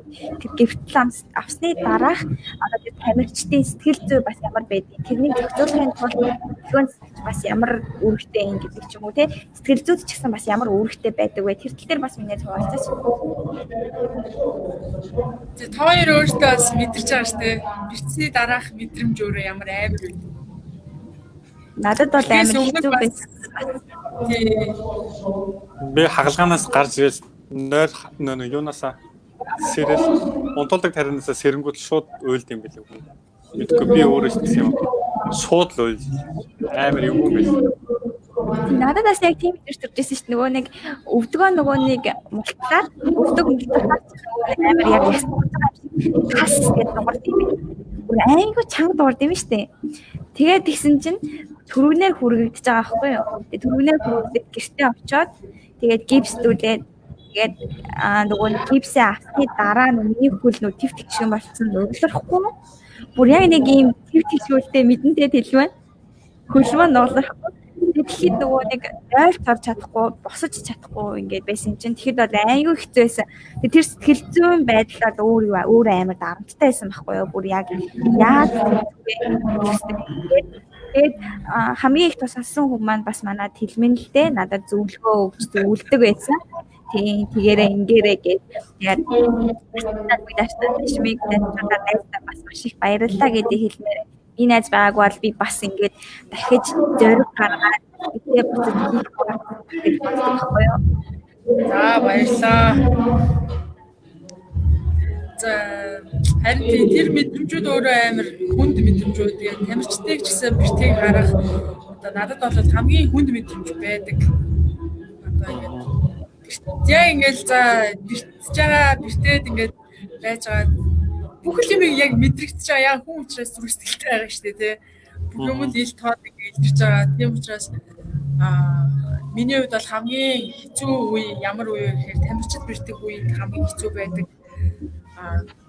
Хамгийн аз жаргалтай үе юу байдаг гэхээр бэртсэн тамирчид маань дасгалаа тууштай хийгээд амжилттай тэр нөгөө нэг дараагийн одоо тэгээ ба дээр гараад тэр ялт амжилтаа ингээд мэдрээд тэр акшн болоод юугаач хэлэхээргүй тийм гоё акшн байдаг.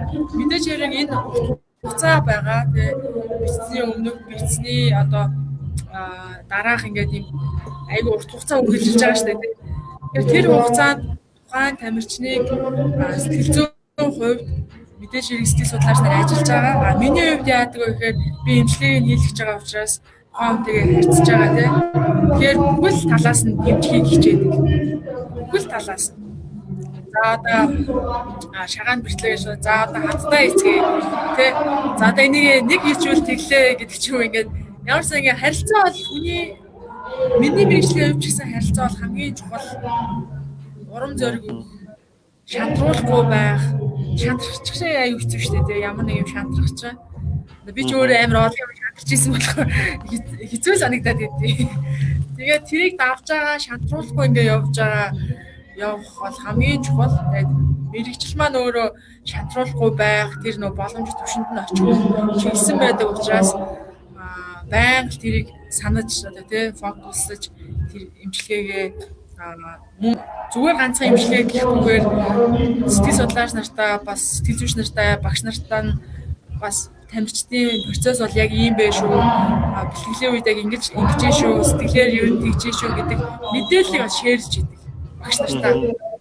Тэгээд тухайн нөгөө нэг хоорондох одоо жишээ GR bridge гэж хэлж байгаа шүү дээ. Тэгээд bridge болдог.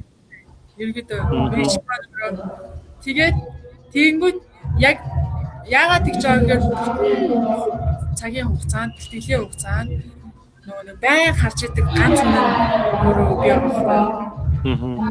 Дасгалжуулагч нар дасгалжуулагчдаа хийгээд явна шүү дээ, тий. Тэгээд бүтэн яг ингээд талбайг харж байгаа хүн нь өөрөө бий болж таардаг. Тэгэхээр амар сайн нүд бол камер шиг ажиллана. Наад ойрын араагуудаа Хотоос харна гэж. Хотоос харна. Тэгээ ойр гэж харна. Ямар ч юу гэхээр бүтэн талбай, бүтэн тэр тамирчдын бүгднгийн анализтэй дүгнэлт хийгээд одоо багш нарлан шеэрлэх тэр процесс бол надаар бол дамждаг. Тэр дамжаад бас эдийн судлаачтай мэдээлэл өгч тэр хүмүүс ч багийн уур амьсгалыг мэдрэх нь амар чухал надад санагддаг байхгүй юу. Ялалт авах нь чухал ч гэсэндээ тухайн багийн уур амьсгалыг мэдрэх нь би өөрөө тухайн багийн хүн болох нь өөрөө хамгийн чухал. Тэгэхээр нөгөө чин сэтгэлээсээ юмдаа хандах нь амар чухал болж байгаа. Энэ лаг алдартай тамирчин те энэ мундаг тамирчин гэхүүгээр тамирчин бол тамирчин. Өвчтөн бол өвчтөн те гэж тэгдэг штэ те. Яг мэрэгжлийн онцлог дээр ч юм уу миний нүдэнд бол хэрвээ бэртсэн байх юм бол одоо те тамирчин байх юм бол одоо талбай дээр гарч байгаа юм бол тамирчин л гэж аа. Тийм юм амар зарчим болгож барьдаг юм. Тэгэхээр найз дахиад нэг сүүлийн асуултыг асууя л да. Юу вэ гэхээр цагмаа найз хэдийн 68 өнгөрсөн байна л да. Гэтэ дахиад нэг асуулт асуумаар амар гэж. Ямар асуултаа гэхээр одоо яг энийг энгийн хүн сонирхогч эсвэл мэрэгжлийн тамирчин эсвэл мэрэгжлийн бүжигчин ингээд шаагаа бэртээ яа. Тэгэхэд хэдий хэрэг хугацааны дараа тэр буцаж бэлтгэлтэй орж болд юм бэ гэдгийг асуугаад нэгдээд. Манай цолмон гэдээ бас найзууд оролцож байсан да. Болохоор хүн хөрсөн тохиолдолд шууд хөдөлгөөн цэцэлчдээр очиж өөртөө таарсан эмчилгээг авах ёстой гэж хэлжсэн байхгүй юу? Бас тэн дээр бас бохор зөвлөгөө өгч. За миний хувьд юу гэдэг вэ гэхээр мэдээж нэг олон улсын стандартын дагуу шууд өөрөө дур мэдээлэхгүй шүү дээ. Стандартын дагуу эмчилгээ явуулахыг бол хичээнэ. Тэгээд тухайн одоо бэлтгэл имплант шалтгаалаад надаас олон төрлийн одоо өөр төрлийн одоо уламжлалтын ч юм уу те сэргээн засах ч юм уу тийм эмчилгээнүүд хийгдэж штэ маш олон одоо хүмүүс хүнд гэмтэл авсан тохиолдолд хүмүүс рүү маш олон төрлөөр эмчилгээ хийлгдэг штэ. Ганцхан хөдөлгөөс эмчилгээг хийгээд үр дүнтэй болно гэж байхгүй. Одоо дотроосоо тэгээд физик хэмжлэгээр гаднаас нь ультра туяагаар ч юм уу тэр процесс бүгд нэг цул болж иж өөрөө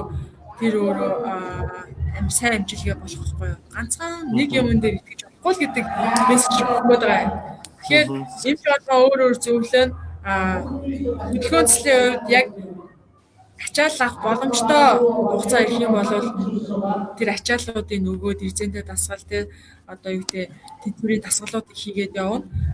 Бэртсний дараах яг нөгөө 3 ангилсан байсан шүү дээ те.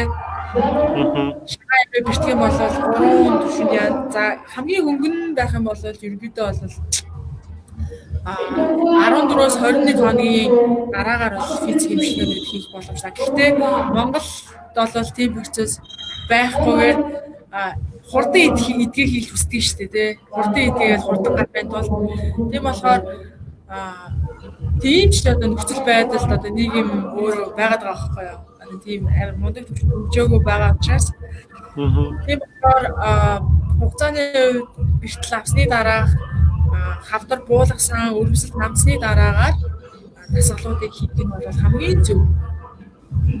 Ягаад гэвэл хавдартай тохиолдолд дасгал хийх юм бол мэдээж тэр хаванд буулгуулах дасгалууд байдаг л да. Гэхдээ ачаалттай тийм дасгалуудыг яг системийн дагуу тухайн хүндээ яг зориулагдаад тэгж гарч ирнэ.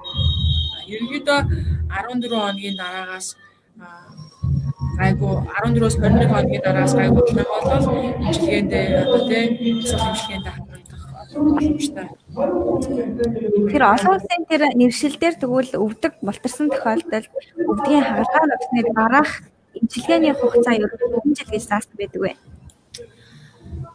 Энэ дээр болохоор манай гимтлийн одоо хөдөлгөөнсөгч нар бол маш сайн мэдчихлээ л да. Яг үгээр өвдөгний үе солиулах хагалгаа, түнхний үе солиулах хагалгаа гэд гэмтэл үндэсний төв дээр бол байнга хийгддэг. Тэгээд тэнцээ болохоор тэнд болохоор ингээд дасгалууд яг гайдлайныхаа дагуу эмчилгээ хийгддэг. За тэгэнгүүт өвдөгний одоо хагалгаанд орсны дараах бас хагалгааны өмнөх дасгалууд гэж байгаа байхгүй юу? Хагалгааны өмнөх. Тэгээд тэмцээний хагалгааны дараах гэдэг дасгалууд. Жишээ нь хэдэн градусаар дээр нэмээд яаж явах вэ гэдэг нь яг олон улсын тэр нөгөө дээр илүү гэмтэл сонгохын одоо гэмтлийн PT-нэр маань илүү сайн байдаг. Комментсэн байна л да, найз нь комментиг уншиж хүн чулуун Батэрдэн гэдэг хүн хэрэгтэй мэдээлэл хуваалцсан маш их баярлалаа. Цаашдын хийж өгөх яг За баярлалаа. Тэгэхээр цаг зав гаргасан найздаа бас их баярлж байна. Найз маань хэлсэн бас үгийг базаад хэлэх юм бол ер нь хүн бэртэл авсан тохиолдолд, тамирчин хүн бэртэл авсан тохиолдолд мэдээж эмчнээс гадна тухайн хүн өөрөө маш сайн гамаа байх хэрэгтэй. Хэсэгэн хугацааны гам барихгүйгаас шалтгаалаад тухайн тамирчин, уран бүтээлч хүн дараа нь одоо дахин бэртэх магадлал нь томордог болохоор тэрэн дээр бас тамирчид анхаараасаа гэдгийг бас манайд хэлсэн. Дээрээс нь болохоор уран бүтээлч болон тамирчид маань олон талын хүмүүс хамтарч нийлдэж багийн ажиллагаа маш сайн байж ямар нэгэн баг хамт олон амжилтанд хүрдэгэ гэдэг дээр бас манайд хэлмэн маань бас хуваалцлаа. За баярлалаа. Дахиад нэг юм хэлэхэд Монгол улс маань Олимпийн наадамд багийн спортын төрлөөр 3-9-3 сасан бөмбөгийн төрлөөр энэ сасан бөмбөгийн 3-9-3 төрөл маань өөрөө 2020 оны Олимпиас эхлээд Олимпийн цикл багтсан. Тэгээд яг анхных нь энэ циклийн хүрээнд бол эмэгтэй баг тамирчид маань бол оролцох эрхээ авсан. Эрэгтэй баг тамирчид маань бол эрхийнхаа төлөө бас ажиллаад явж байгаа. Тэгээд нийт хамт олондоос шаргуу бас бэлтгэл сургалтаа хийгээд хүссэн зүйлдээ бас ингээд гараасаа хүрээсэй гэж маш ихээр хүсэж байгаа. Яагаад гэвэл Монгол хүний итгэлтэй. Тэгээ миний одоо яг бодож байгаа зүйл юу вэ гэхээр Олимпийн нээлт хаалтын үйл ажиллагаа Олимп гэдэг өөрөө одоо дэлхийн их тайвны бэлэгдэл маш том спортын наадам шүү дээ. Тэгэхээр яг тийчээ урлагийнх нь хамгийн их эхлүүлдэг штэ. Урлагийн одоо бүх номерууд яваал те амар гоё тэр уур амьсгалыг гэр бүлийн уур амьсгалыг гоё болгоод тэгэл хаалтын нас урлаг хийдэг урлагийнхан те хаалтын үйл ажиллагаа нэгээр гайхалтай болдог. Тэгээ процесс нь өөрөө спорт аахгүй. Тэгээ нөгөө нэг электроноо цул сэдв өөрөө урлаг спорт хөдөлгөөн гэсэн байгаа шүү дээ. Тэгэхээр энэ дээрээ нийлж иж ингээд одоо угаасаа нэг цул тэр нэг зүйл болж байгаа гэдэг тийм мэдрэмж авдаг л та. Тэгэхээр энийг бас ингээд хэлмээр байна. Яг энд одоо ингээд айгүй чимээтэй байгаа бас айгүй уучлаарай гэж үзэгчдээсээ хэлцэл өгч энэ тэмцэх болоод тэгээ яг ажил дээрээ оролцоод байгаа шүү. Баярлалаа. Тэгэхээр бас урлагийнхан бас ингэж хамтарч ажилласаа гэж хүсэж байна. Хэлмэнгийнхаа ярианаас юу ойлгож авсан бэ гэхээр тамирчид маань одоо ингээд маш олон амжилтуудыг сүүлийн хэдэн амжилтуудыг гаргаж ийн гэж би харж байгаа. Тэр маань юу байдаг хараад үзвэл цаанаанд баг хамт олон ажиллаж эхэлснээр манай баг тамирчид маань дэлхийн тэмцээнүүдэд амжилттай оролцож эхэлж байна гэдгийг бас өдөрч мэдэж байгаа байхгүй юу тийм ээ. Тийм болохоор урлагийнхан ч гэсэнтэй балетийнхан олон улсын тэмцээн эсвэл спортынхан тийм спортын тамирчид дэш тийс бол одоо ингээд бас баг хамт олон сэтгэл зүйч хөдөлгөөн засалч гэдэг хүмүүс байх юм бол одоо байгаагаасаа хэд дахин илүү амжилт гарах нь байна гэдгийг бас энэ бүр жишээ тод харуулж байгаа байхгүй юу спортын жишээ. Тэгээд найзтай бас маш их амжилтыг хүсье. Спортын одоо энэ хөгжилд бас маш үнэтэй хувь нэмрийг оруулах гэж бас бодож байгаа. Баярлалаа. Тэгэхээр бас энэ удаагийн дугаар одоо энэ хүрээд өндөрлж जैन. Тэгэхээр найздаа бас маш их баярлалаа. Урилга маань хүлээж авч цаг зав зарцуулсанд бас маш их баярлалаа гэдэг бас хэлье. Тэгээ бас үзэгчдэд сонирхогчдод мэргэжлийнхэн бас зөвлөмж байвал бас ганц хоёр зөвлөмжийг бас хуваалцаад энэ дугаараа өндөрлөе гэж бодож байна. За тэгээд баяраа бас маш баярлалаа. Баярлалаа. Тэгээ хамтаа ярилцж байгаа нөө энэ ч одоо ярилцах нь амар чухал шүү дээ. Тэгээ нэг хамгийн чухал ялангуяа эрүүл мэндийн салбарт ажиллаж байгаа хүмүүс бол бэрхтлийн хүмүүс эрүүл сарвал байхад бол юу ч хийж бүтээжтэй тий. Тэгэхээр нөгөө нэг танаа төслийг төслийг санаачилсан энэ байгууллага CPI гэ байгууллагатаас маш их баярлж байна. Энэ хоолой хүрэх боломж ус олж штэ тий. Тэгээд та хоёрын бас хичээл зүтгэл одоо маш их хөдөлмөрж байгааг хараад байгаа. Баярлалаа. Тэгээд тууштай байдал нэг хүний бас нөгөө нэг юу сэтгэлийг тийм мэдээллийг уншиж бас тууштай байдал амар чухал гэж хэлсэн. Нөгөө найз нөхдөсөө ингээ харахад ч гэсэн тууштай байдал ихээр чухал өсмөрөөдлийн бодлоо, эх орныхоо төлөө одоо тий та хоёрын эрүүл мэндийн төлөө амар чухал тийм мессежийг өгч байгаа байхгүй юу? Ягаад гэвэл энэ янз бүрийн чиглэлийн хүмүүсийн ингэж нөгөө нэг эрүүл байлгах тэр нийтийн эрүүл мэндийн чухал тийм зүйлийг хийж байгаад бүр үнээр баяртай байна. Тэгээд ялангуяа баяраа эрэгтэй хүн амар чухал шүү дээ тий. Тий арай амар чухал байхгүй юу? Угаасаа ганцхан эмэгтэй хүн гэх биш ингээд эрэгтэй хүмүүсээс амар чухал эрүүл мэндэд анхаарч байгаа байдал бас ярилцж байгаа хугацаанд айгүй олон зүйл баяраагаас бас суралцлаа. Найзаасаа маш их олон зүйлийг суралцлаа. Тэгээд хүн болгон эрүүл байж, дасгал хөдөлгөөн идэвхтэй сайн хийгээд гэр бүлтэй аз жаргалтай бас сайхан аз жаргалтайгаар амьдраасаа гэж хүсэж байна. Тэгээ CPI-ийн хамт олонд баярлалаа. GRPG хамт олонд баярлалаа. Баярлалаа. Таг зав гаргасанд маш их баярлалаа. Тэгэхээр маргаашийн дугаарын зочин маань мэдээж дүүрийн урлаг гэдэг талаар ярилцахаар байгаа. Маргаашийн зочин маань болохоор мэдээж яг энэ цагтаа 17 цагаас эхэлнэ. Тийм болохоор дүүрийн урлаг тайртай сонгодог урлаг тайртай хүн бүхэн байх юм бол сонирхогчдод болон мэргэжлийн урамтай зориулсан дугаар авах хэрэгтэй байна. Тэгэхээр дараагийн дугаар дээр уулзъя. Бас манай дугаартай хамт байгаарай хэлмээ. За тэгээ баярлалаа. Баяртай. Баяртай.